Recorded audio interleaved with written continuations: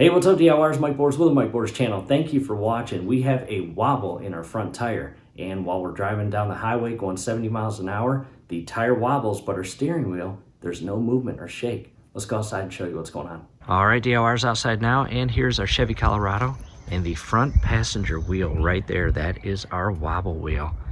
I'm going to pull the truck inside the garage, lift it up with a jack, and I'm going to wobble that wheel. I'm basically going to put one hand at the 10 o'clock and another hand at the 2 o'clock, and when that tire is off the ground, you will see the wobble.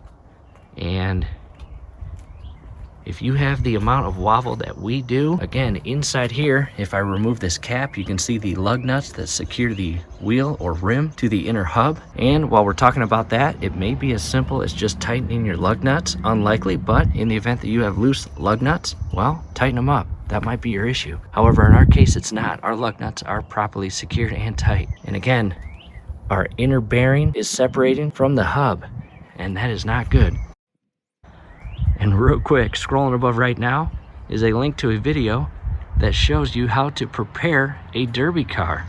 That Toyota Camry has done nothing but good things for us, and we are going to make an awesome video on how to prepare a car for a derby. Again, I'm going to pull the truck inside the garage and lift it up.